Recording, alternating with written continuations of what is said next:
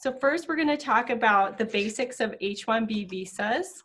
So H-1B visas, as you all are familiar with, are a temporary work visa. And Cody's going to tell you a little bit about the basics regarding how to qualify for an H-1B visa. Right, so the H-1B visa is a work visa for individuals working in a specialty occupation.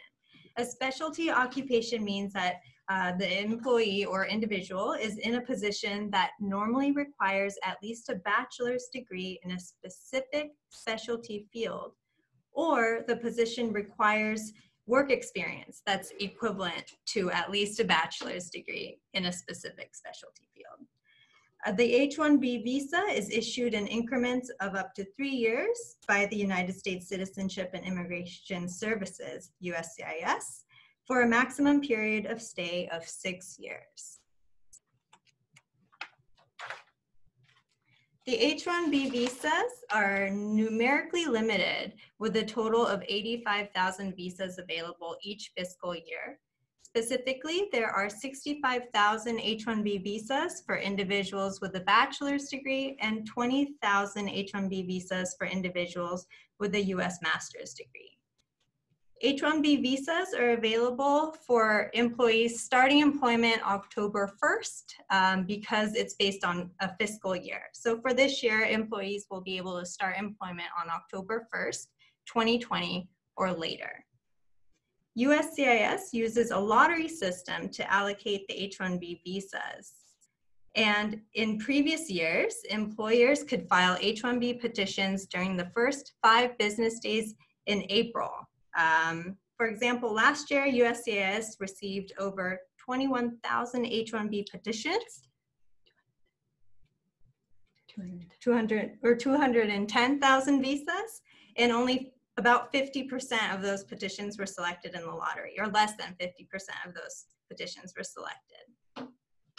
This year, USCIS is going to change the lottery process and include a new step. So Amy is going to discuss the new step of the H-1B process this year. So in December last year, USCIS announced that it will implement a new electronic registration process. We did hear about this earlier. I think it was as early as August last year that there could be an electronic registration process for the H-1B petition, CAP petitions. But we did find out in November or December officially that USCIS would implement the registration process for this year's H-1B CAP season.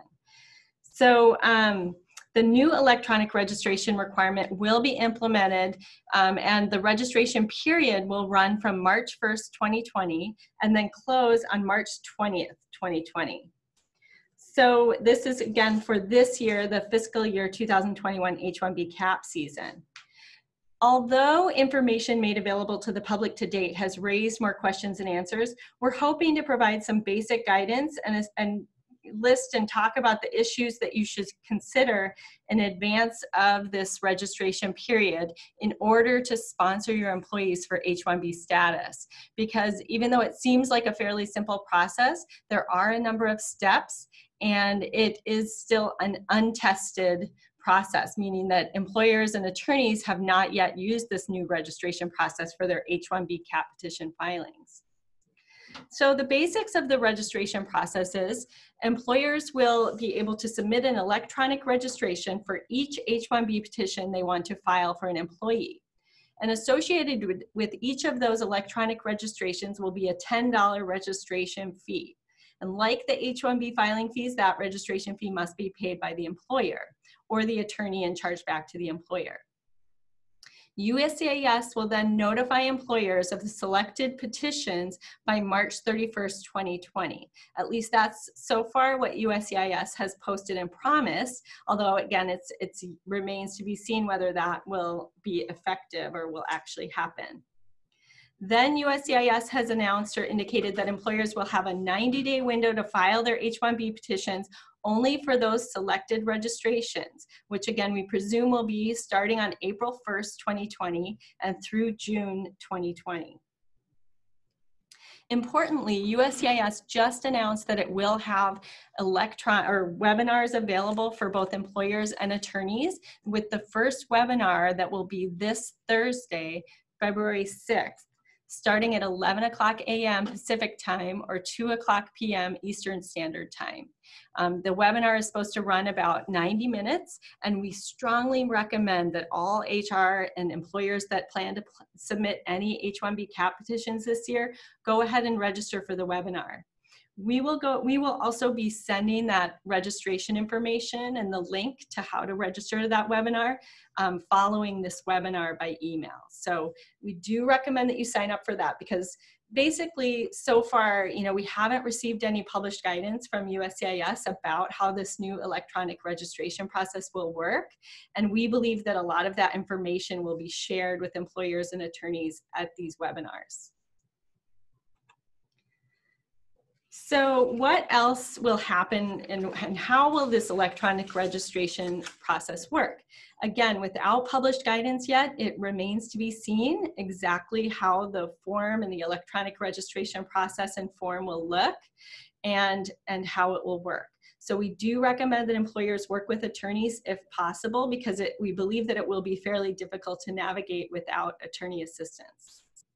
The required steps of the process is employers and attorneys will need to set up or create an account. And based on prior guidance, again, without any published guidance about how the H-1B registration system will work, we believe that employers will be setting up this account on the my.uscis website. That website is my.uscis.gov.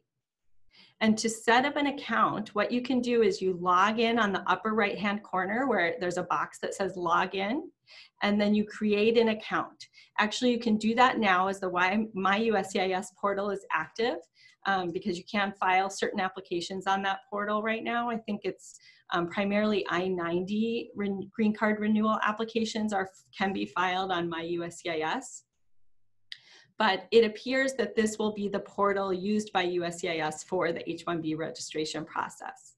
So, it certainly would help. We also recommend that you go ahead and when you log in and create an account, that you become familiar with the website. Take a look at what's there and what kind of information is available. The other important thing you need to do when you set up an account, and I'm not sure if this is the My USCIS account or the registration, but the company will need to designate an authorized signatory. And we'll talk about this a little later, because a lot of employers use an authorized signatory who's a very high level, VP or director or senior level employee within the company. And it might be that that's not the best option for purposes of the H-1B registration process. And this is because that signatory needs to be readily available electronically during that registration period from March 1st to March 20th.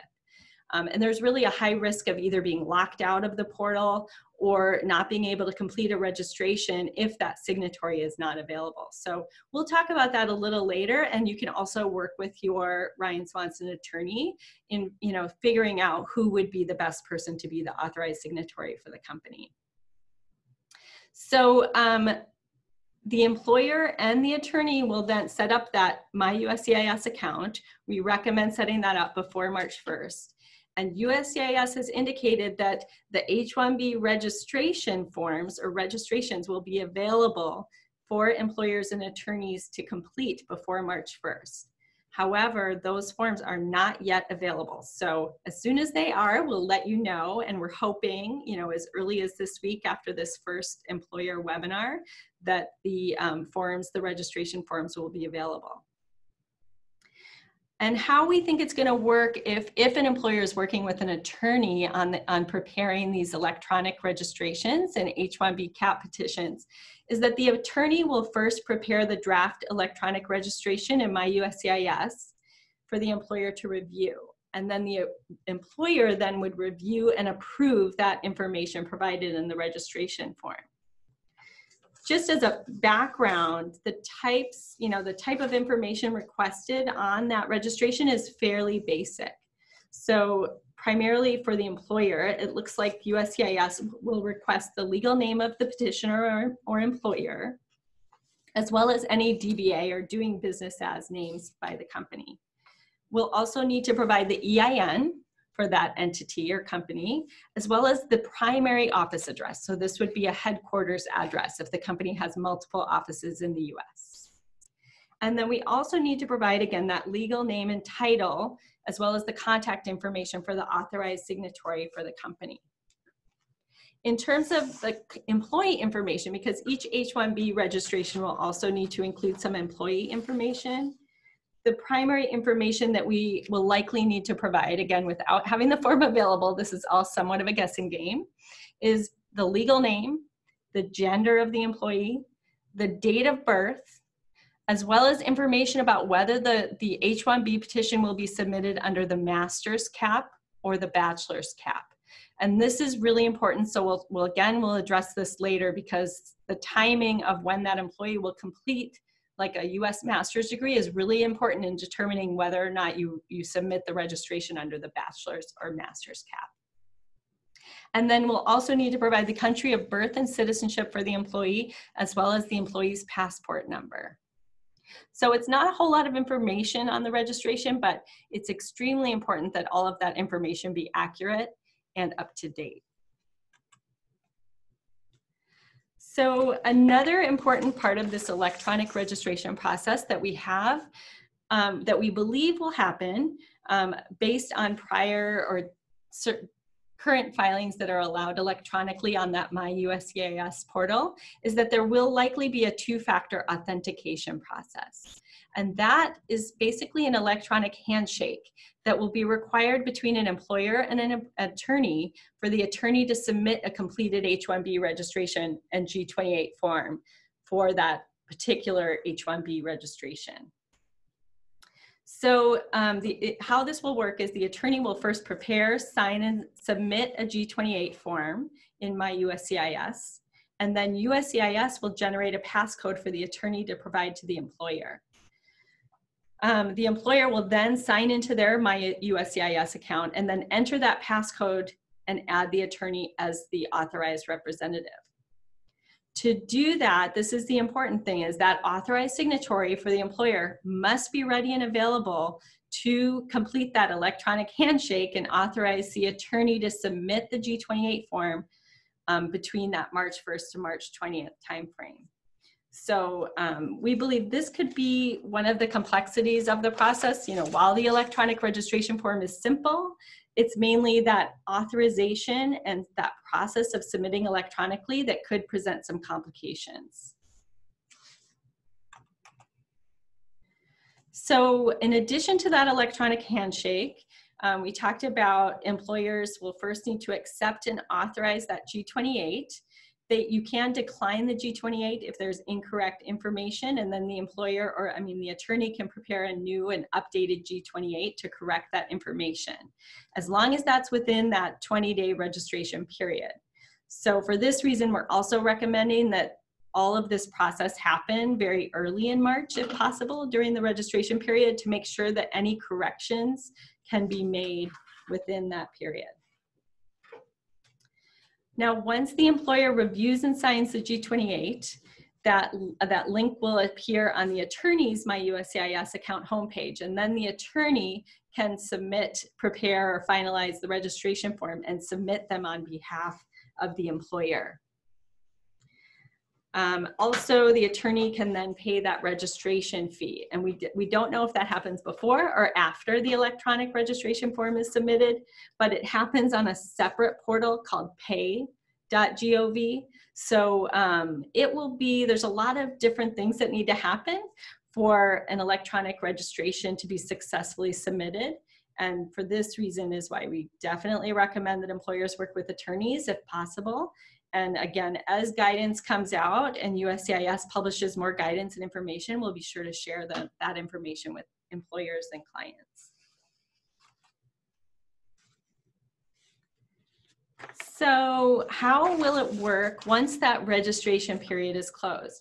Again, we anticipate the registration period, as announced, should be between March 1st and March 20th.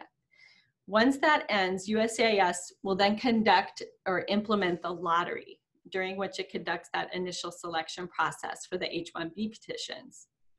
USCIS has stated that it intends to notify employers no later than March 31st, 2020, if their petition is selected in that lottery. And we anticipate USCIS has also posted that it will be sharing that information via the My USCIS portal and either by email or text notification to the employer. We don't know if that will go directly to the attorney or the employer and the attorney, as has happened, with current H-1B petitions. The attorney of record typically receives the email notification of approval if it's filed with premium processing, and often employers receive that same email notification. So we're hopeful that that kind of similar process will happen with this registration and lottery system. And USCIS has also indicated that it may hold unselected H-1B registrations for a certain period of time in case selected petitions are not filed. So if that happens, it could mean that that H-1B petitions that are not selected and for which you don't get notification of a selected registration, they could be held for up to 90 days during that filing period, and then potentially be selected if H-1B petitions are not filed for certain selected registrations. So this could be a very lengthy process, and it made even more lengthy if premium processing is not available, which we also don't know yet for this H-1B cap season. So I don't want to scare anyone, but with all of these unknowns and the lack of published guidance from USCIS, our office is actually recommending what we call an all-inclusive approach. And what that means is we recommend that employers and attorneys initiate H-1B cap petitions as soon as possible, preferably during this month if you haven't already initiated those H-1Bs, and that any LCAs or the labor condition applications be filed prior to March 1st. That means that we need to get all the documents and information about the position and wage and offered salary information prior, hopefully within the next 2 to 3 weeks, so that any LCAs can be submitted and preferably certified prior to the registration period in March. The reason we're recommending that is there's several reasons. One is we want to be sure to identify any potential issues with the case, but we also foresee there could be potential issues with the flag system, and that's the online system used by the Department of Labor for filing H-1B cap petitions. So in case something were to happen with the flag system, it's better to go ahead and get that certified LCA to make sure that you have a fileable, an approvable H-1B petition, or at least one that's eligible for filing during that filing window. The other reason to go ahead and start, gathering evidence and preparing H-1B petitions is that attorneys can go ahead and identify any issues. As you know, in the current climate, it's been much harder to secure approval of H-1B petitions. And the rate of denial of H-1Bs has skyrocketed from about 5% in 2015 to over 30% during the last year. We're also seeing an increase in requests for evidence. I think it's well over 70% now of all H-1B petitions receiving a request for evidence. So for this reason, and to avoid the additional stress, headache, fees, and costs associated with requests for evidence or even a potential denial, we recommend identifying issues and gathering evidence ahead of time. What we anticipate this H-1B cap season is, again, the same kind of scrutiny on particularly the issue of whether a position qualifies as a specialty occupation. So certain occupations, for instance, market research analysts, web developers, graphic designers, computer systems analysts, data analysts, data scientists, all of those types of positions would likely be subject to a higher level of scrutiny by USCIS on whether the position is a specialty occupation that requires a specific degree or bachelor's degree in a specific specialty field. So we want to identify those issues and even gather evidence, if possible, to show the position meets those requirements ahead of time. The other issues we can address ahead of time would be ensuring that the employee will complete that required degree prior to the filing of the H-1B petition. So in terms of, particularly if you're relying on the master's cap, if the individual is completing a U.S. master's degree program, it is really beneficial to file under the master's cap because we do anticipate that the master's cap there will be a lot more selected registrations under the master's cap than the bachelor's cap this year. So, but if the employee is still in that degree program, you need to be able to show that that degree will be completed and all of the requirements for the degree program completed prior to filing the H-1B petition. So I recommend, if possible, having that degree diploma or official transcript, notify or stating that the degree is conferred, or a letter from the school confirming that the employee completed all of those degree requirements prior to submitting the registration, or that it will be completed prior to a specific date that will be during that filing window of April 1st to July 1st.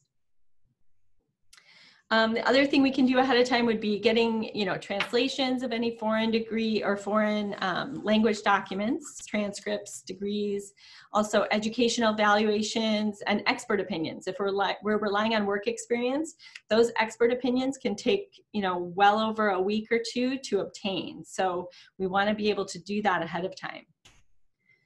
The other thing to keep in mind is we need to file the H-1B petition needs to be filed before the expiration of an employee's OPT or STEM EAD.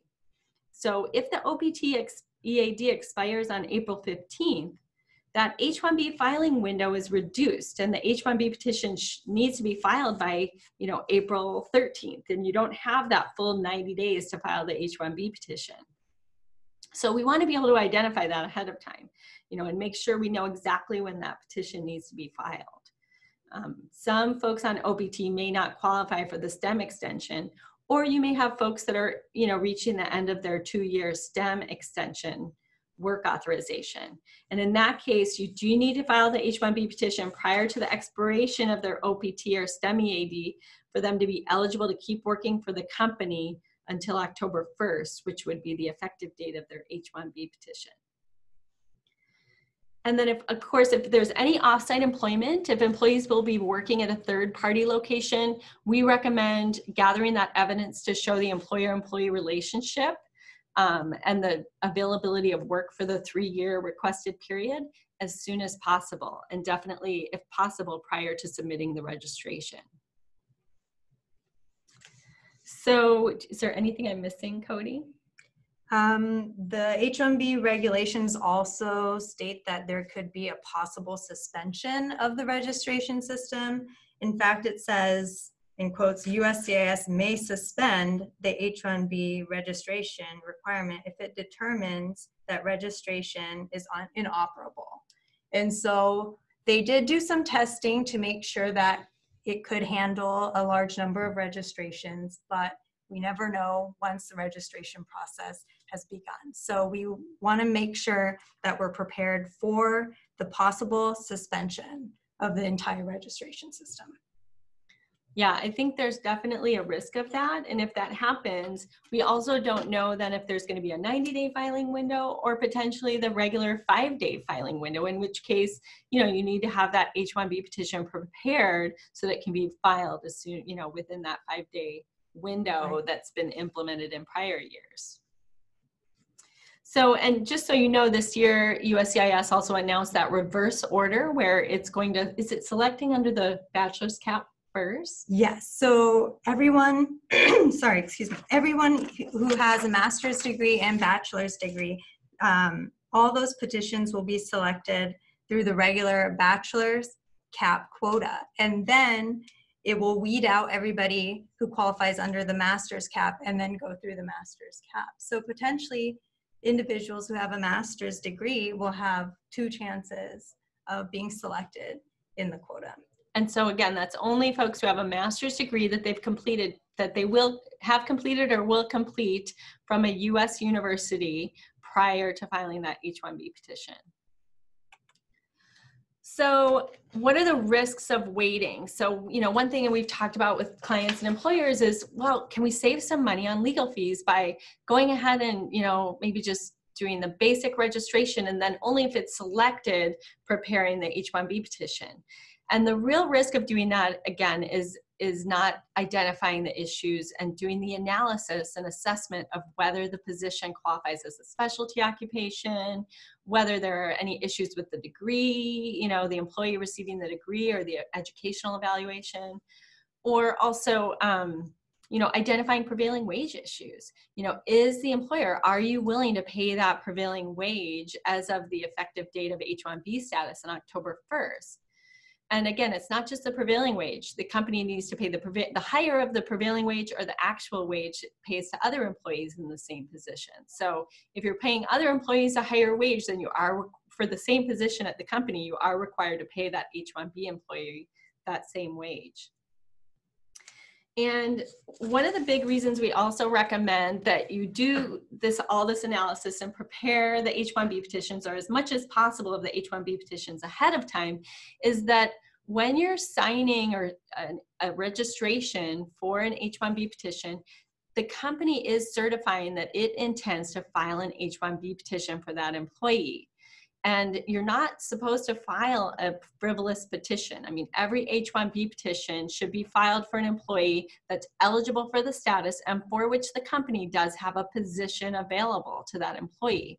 So you want to be sure, not to run afoul of that certification, which you'll be making under penalty of perjury when you sign or authorize the attorney to file that electronic registration on your behalf. For any companies that have a pattern or practice of not filing an H-1B petition for a selected registration, their USCIS has indicated that it would likely or could investigate those employers. So you could be subject to site visits and potential penalties for failing to file an H-1B petition for a selected registration. And again, unlike prior years, in the last couple of years, our office has generally provided a lot more information up front with our H-1B petitions. And this is to avoid the possibility of a request for evidence. Of course, we can't guarantee that USCIS will not issue a request for evidence, but we try to do as much as possible so that it's a very complete and thorough H-1B petition addressing any potential issues, in the petition with the supporting evidence or the employer support letter, so that we can hopefully avoid, that 70% plus rate of requests for evidence. And what we've seen is it does make a difference. We're seeing a much lower rate of requests for evidence with that, sort of including more evidence up front in the H-1B petition. And my sort of take on it is, if you can avoid an RFE, that means you avoid a denial. We don't want to see any H-1B petitions denied. So we do everything we can to avoid that request for evidence up front, so that we can hopefully then, avoid any denials.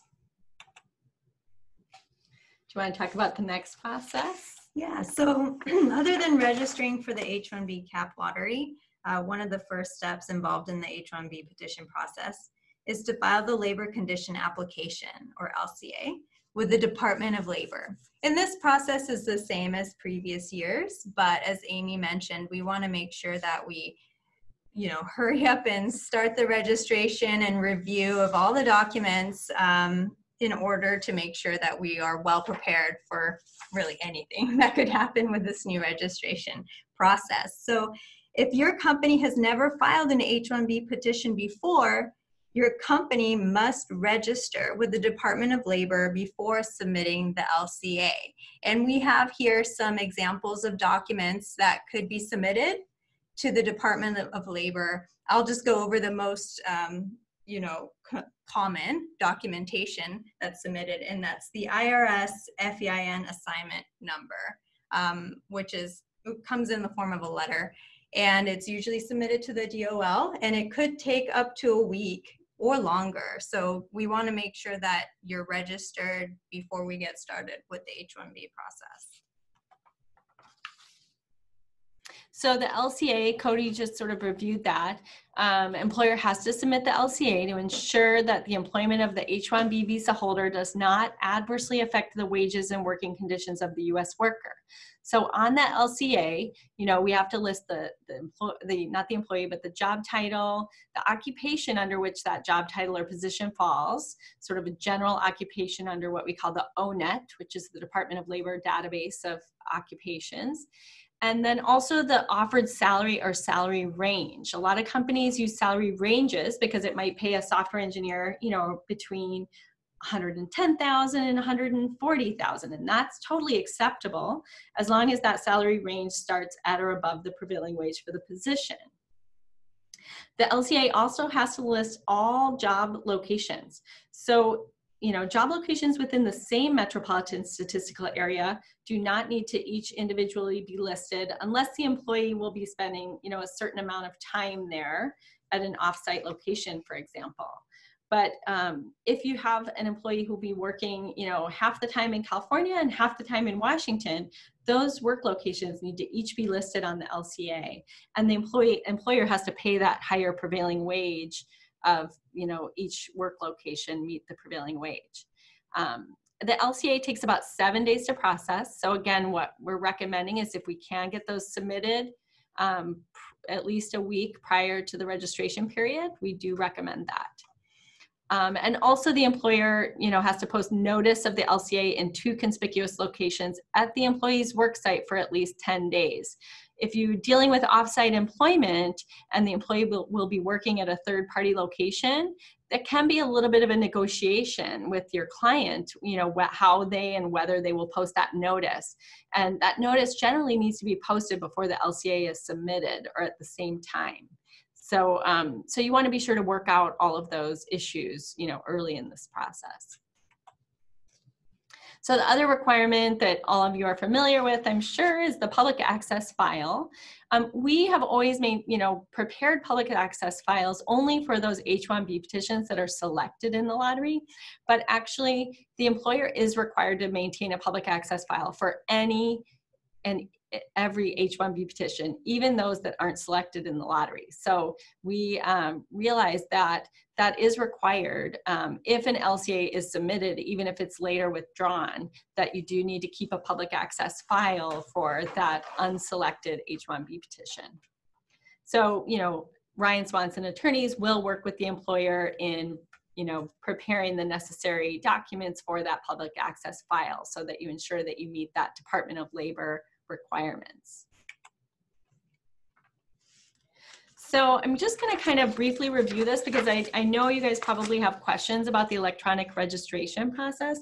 We thought we'd just kind of go over what kinds of documents we're looking for, what we need to prepare an H-1B petition in terms of company documents. So first, you know, if it's a smaller company, certainly less than 25 employees, we always try to include audited financials or U.S. income tax returns to show that company has enough income to pay the H-1B employee's salary.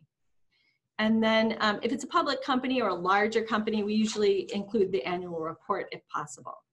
Otherwise, we like to include website printouts, and we do recommend that every company update your profile in Dun & Bradstreet. And that's because USCIS actually uses that database to be able to verify the company information on the H-1B petition. So we haven't received as many requests for evidence on what's called the VIBE database or that investigation of company information, but it does happen, and we do recommend you update your Dun & Bradstreet profiles to avoid, you know, a request for evidence on that issue. And then importantly, job information. That's the most important information we need up front. So a detailed job description. And, you know, job postings that you see on monster.com or Indeed may not be the kind of job description that we need for purposes of an H-1B petition. The most important thing is that job description needs to list the bachelor's degree requirement. If there's no education requirement listed in the job description, then, you know, it really doesn't meet the requirements to qualify as a specialty occupation, which requires a bachelor's degree in a specific field. The other thing you want to watch out for is job descriptions that list a requirement of a bachelor's in business, chemistry, marketing, finance, like a bunch of different degree fields that are unrelated. So, if possible, we recommend fewer degree fields that are more closely related to show that this really is a specialty occupation and that it requires the bachelor's degree in a specific field. Again, we want to watch out for certain positions. Any analysts, graphic designers, business, sales, and marketing positions, we might be able to prepare a successful H-1B petition, but you want to make sure that your attorney closely looks at those positions and job descriptions, as well as evidence to show other people at the company have that bachelor's degree in order to, be able to survive and get approval of the H-1B petition, either after or before issuance of an RFE. So Cody's going to talk a little bit about the filing fees and other requirements for H-1Bs. The H-1B fees, so legal fees as well as filing fees and any costs related to the H-1B petition must be paid by the employer. The employee cannot pay for any of the fees or costs related to the H-1B petition.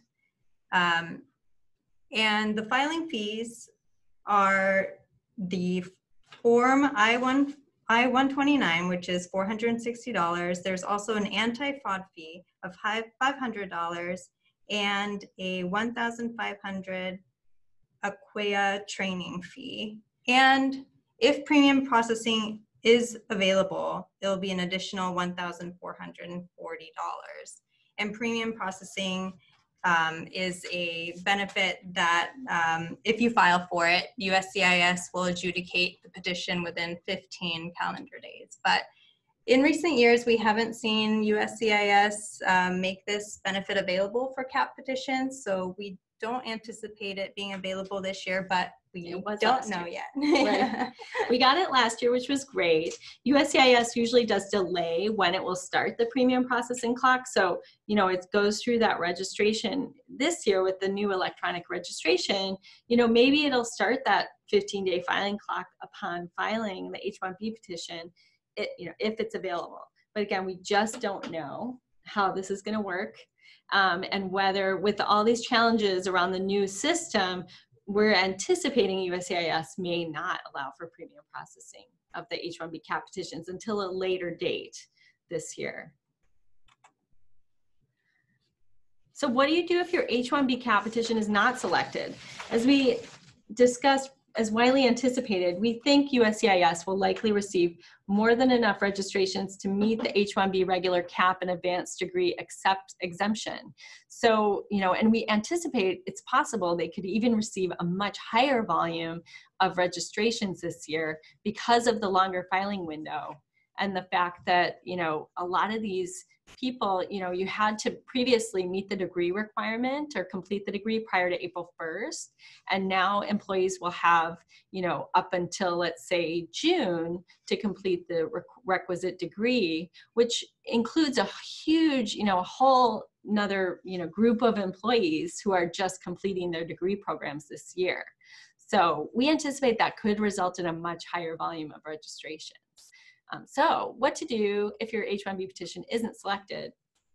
Well, first option would be, if you have an employee on an OPT EAD, and if they've completed a US degree in a STEM field, that's basically a technical field, science, technology, engineering, or mathematics related field, they may be eligible for a 24-month extension of their employment authorization. It's called a STEM extension.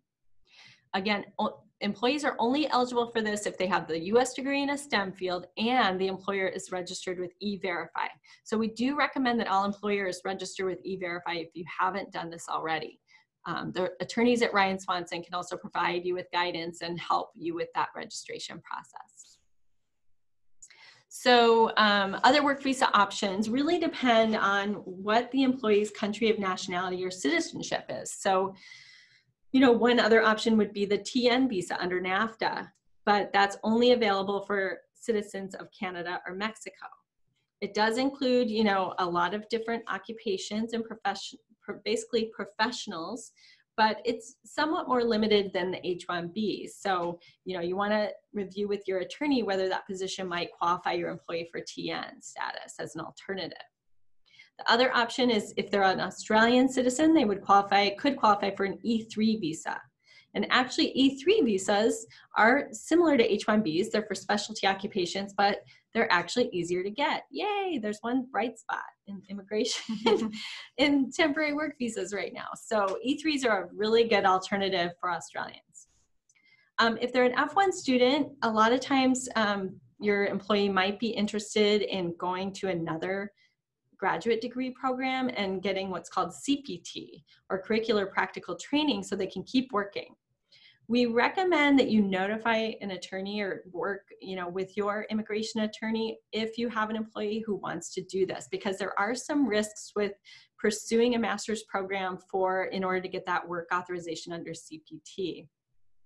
You may have heard about a big fraud investigation, and actually they deported a number of students who attended a fake university that was set up by ICE to basically, find fraud or snag these students on the basis of committing fraud and getting CPT for attendance at this fake degree program. So that's just one you got to watch out for.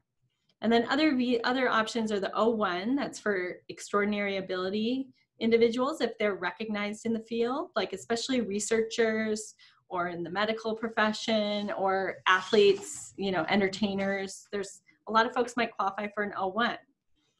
L1 is an option if you have a foreign office or subsidiary or branch office. There's a potential you could transfer that employee there for at least 1 year and then bring them back to the US on an L1 visa. And then the H-1B1 visa is just for nationals of Chile or Singapore. And there's no quota or limit on, it's never reached for those nationals. Another option is if they have a spouse on an H-1B or an L-1 visa, they may qualify for work authorization as the dependent. But note, DHS has for the last 2 to 3 years been saying they're going to get rid of the H-4 EAD program. So, again, we don't know when that will happen, but it's possible. And finally, another option that we do recommend exploring is the possibility of sponsoring the employee for a green card. And this is, because if they're from China or India and not subject to a backlog, you may be able to get a perm, a labor certification approved and get through the green card process to secure a work permit for them prior to the expiration of their OPT or STEM EAD. So with all these limitations and the lottery system for H-1Bs, starting the green card process for employees, even if they're in F1 status, is an option. Again, that is one that we strongly recommend you work with an attorney, because there are some pitfalls and issues that could impact travel and work visa renewal, but it's just something to explore as an alternative in case you're not able to get an H-1B petition selected.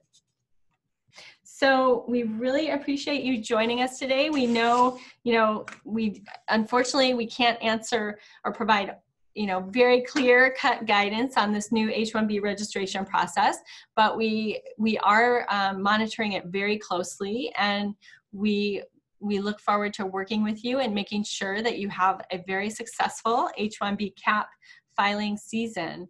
And please do feel free to send us any emails or give us a call after this webinar. If you have questions, you can follow up with us directly as well. Our contact information, including our emails and phone numbers, are on the last slide.